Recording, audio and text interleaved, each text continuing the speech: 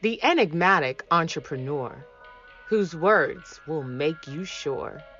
Know, trust, and believe. The master teacher has come to help you succeed. The gem dropper, the truth speaker, the voice in the universe that will bring you to your highest peak. Welcome to the Get High on Motivation Show with Mimi the Motivator, your favorite motivator's favorite motivator.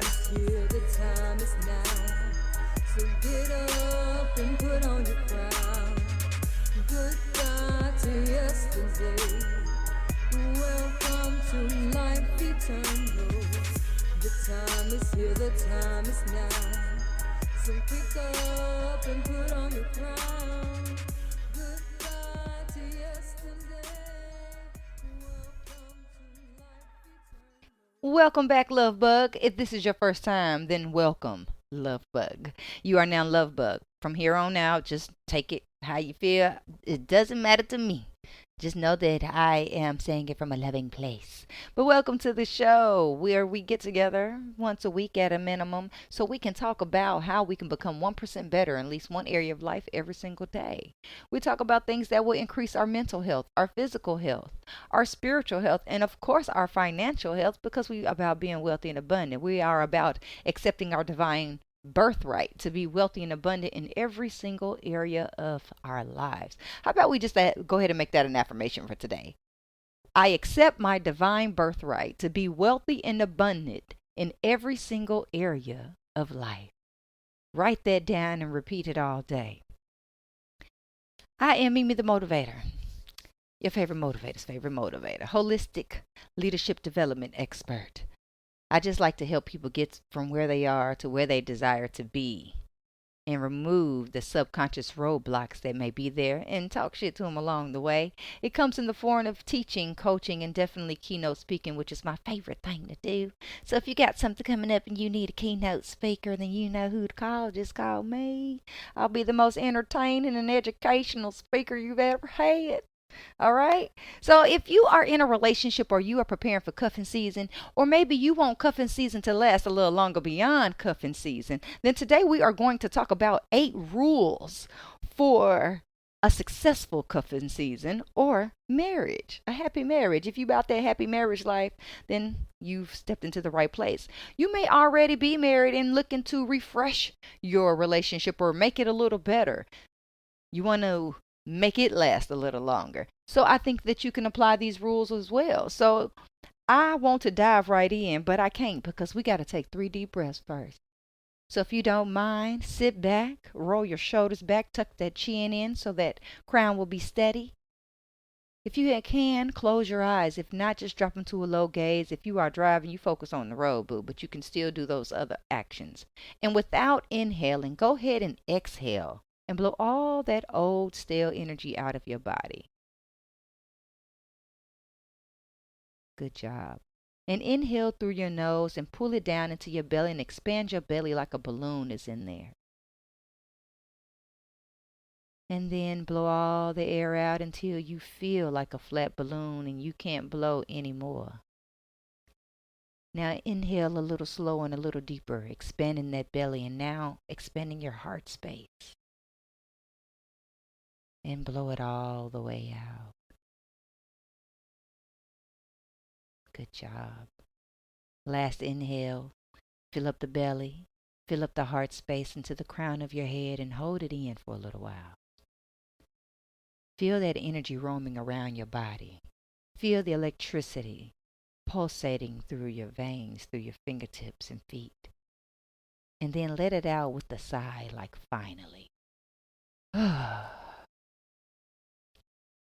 So here are the 8 rules as this little plaque I have, and this is where this is coming from, y'all. Let me tell you where it's coming from. Is I have this little keepsake plaque that I found in my grandparents' house some time ago, and I thought it was just the cutest thing. And I said, well, when I get married, I'm going to follow these rules because it said rules for a happy marriage, and I'm about that happy life.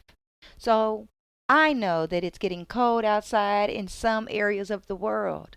And when it gets cold outside, we tend to want to get booed up. That's, I think they call it cuffing season. We're gonna cuff somebody, even if it's just temporarily. But a lot of times, when we find someone that we really do enjoy, that we do vibe with, and that we feel like we're on the same frequency with, we have the desire to make it last for a long time. Even if we're not considering marriage, we just want this to last. And as long as it lasts, we want it to be good. So I believe these rules that we follow, that I'm going to share with you today, can not only make for a happy marriage, but it can make for any happy partnership in general. If you are considering being in a business partnership, which I really don't highly recommend, especially if you're married, but there's some things that we can set as rules in the beginning. And even if we don't do our best to follow them, we can ensure an experience that we will always remember and always want to continue. So rule number 1, never be angry at the same time. Never be angry at the same time. So the first thing that comes to mind to me is that if your boo thing comes through the door and they've had a rough day at work and they mad, don't get mad with them. Don't get mad on their behalf because of what somebody at their job said. If anything, allow that to be your time to be compassionate, to just be a listener, to not even chime in, but definitely don't throw any fuel on the fire, because sometimes that's what we can do for our people.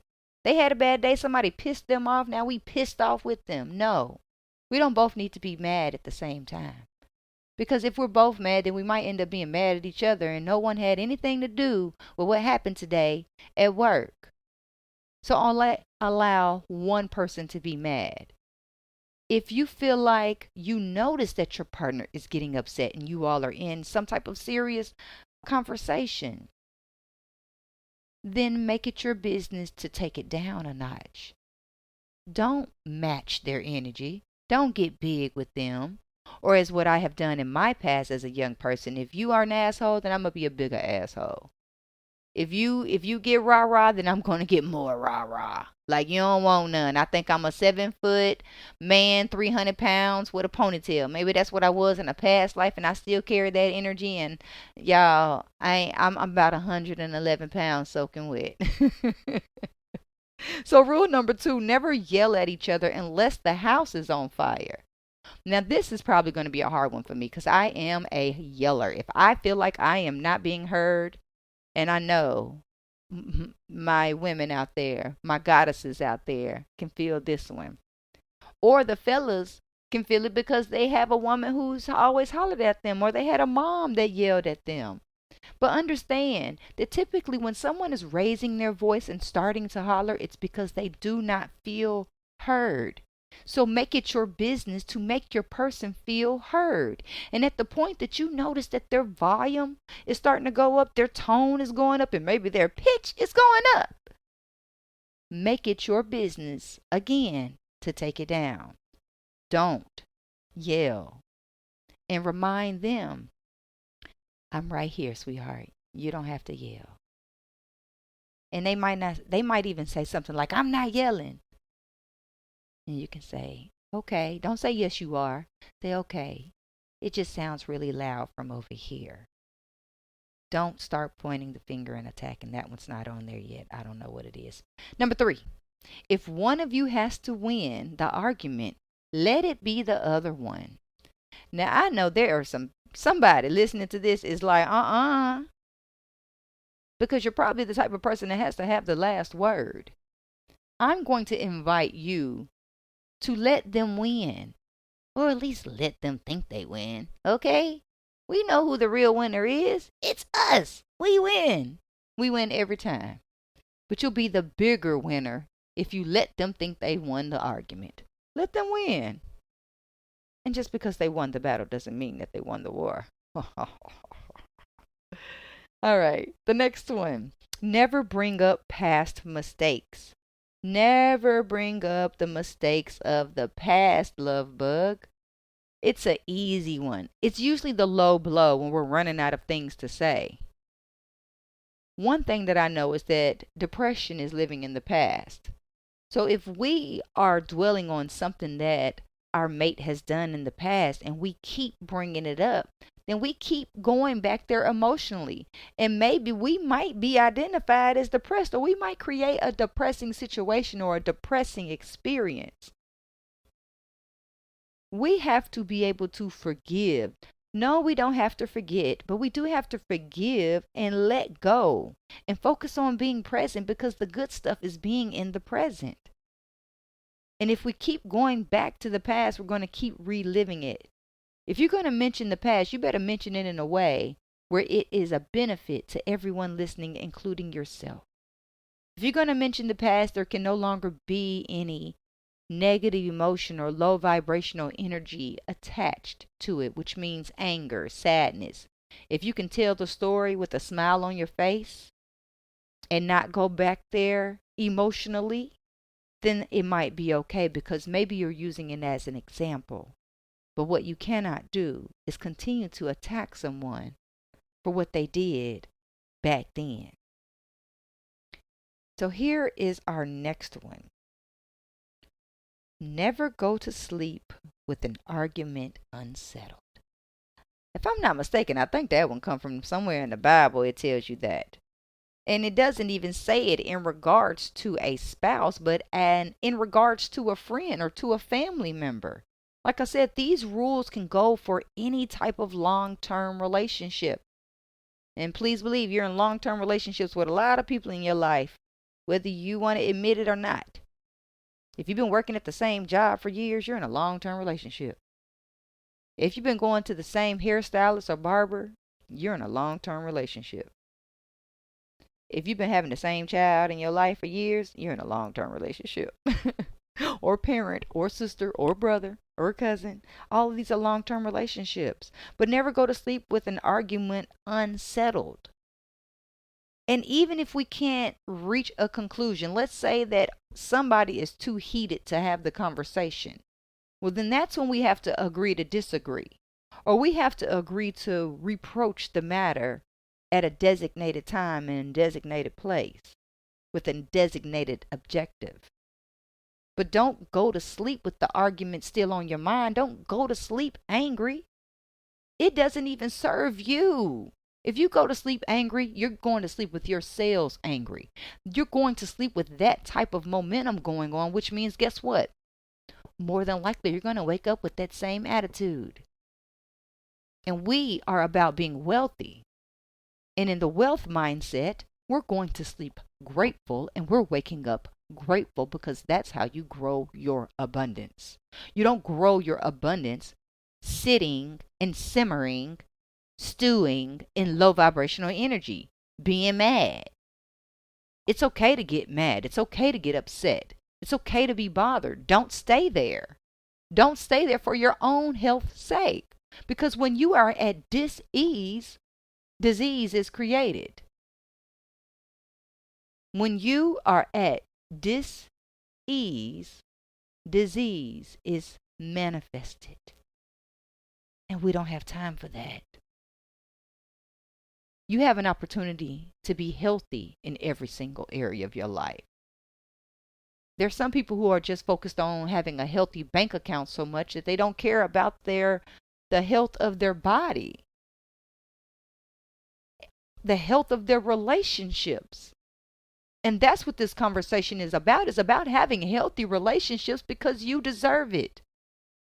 That is the epitome of abundance, being in healthy relationships. Because if the money runs out, you're going to need relationships. If all the internet shuts down and most people's money is digital these days, you're going to need relationships. So that's why today we are talking about how to have healthy relationships. Because having a healthy relationship is only an external example of what's going on internally. So make it your business to settle the argument before going to bed. Don't leave your boo over there upset as well. And if they go to bed upset, let that be their business. But make sure that you settle the argument. Whatever happened at the restaurant or happened during the day, settle it. Even if you need to take some time apart, somebody needs to go take a walk, somebody needs to go take a shower, somebody needs to go meditate. Maybe you all might need to take 3 deep breaths together and then have the conversation. Maybe you need to hold hands while you have the conversation. Maybe go walking together. So that way we can be drowning out some of those stress hormones, those stress chemicals in our body, while we are increasing the healthy hormones in our body. It'll make the conversation a lot easier. And hopefully you won't be yelling at each other walking through the neighborhood. Because guess what? No, rule number 2 says never yell at each other unless the house is on fire. So our next rule for cuffing season is at least once a day, say something kind or complimentary to your partner. How hard is that? Well, for some of us, it might be hard. If you grew up in a critically, what's the word I'm looking for, y'all? Help me out. If you grew up in a hypercritical environment where you were always chastised, where you were always the opposite of complimented, then that might be a little harder for you. But make it your business.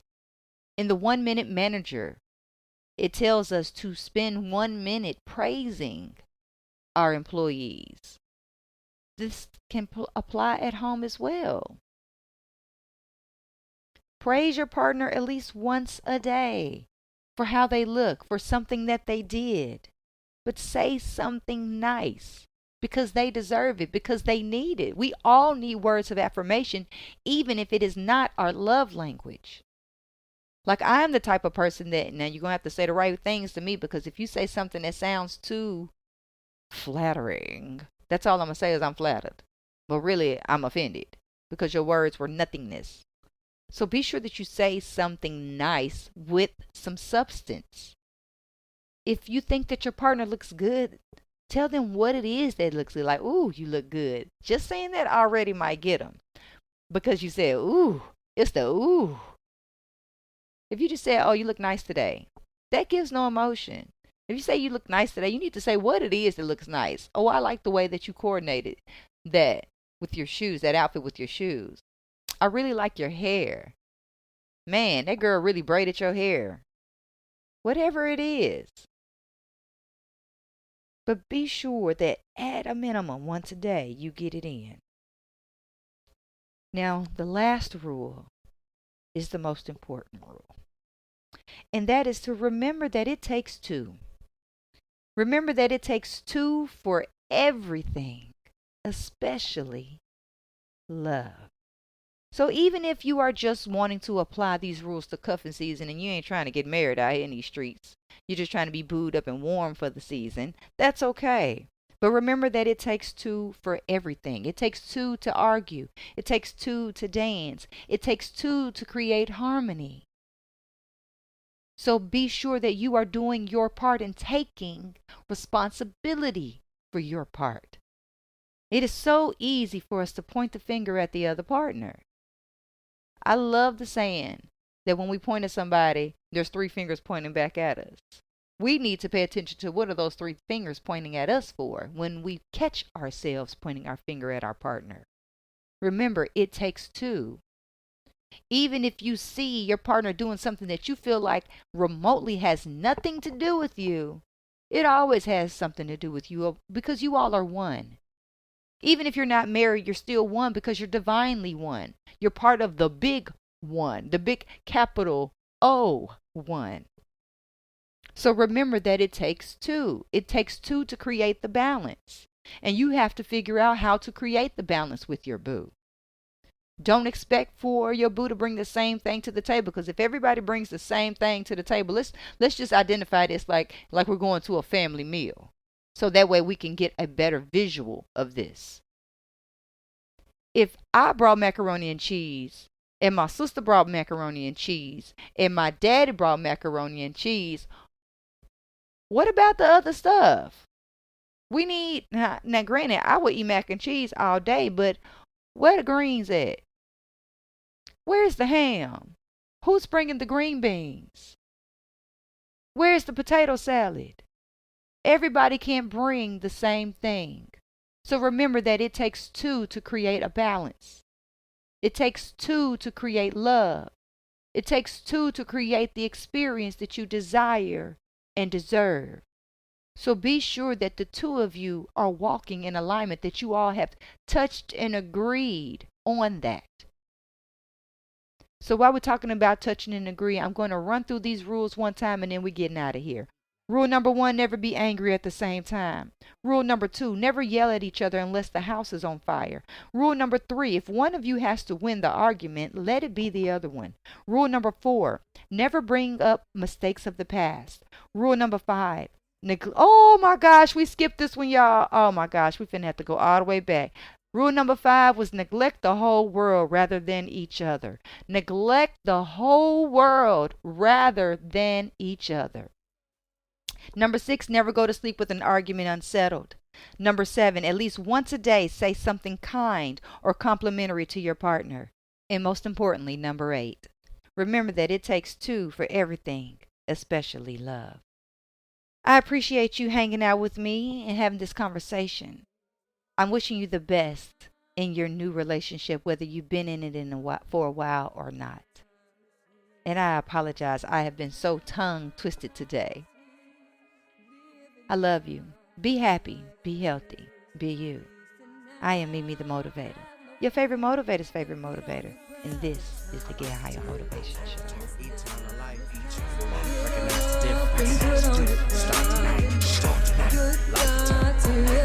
Eternal life, recognize the difference. Eternal life.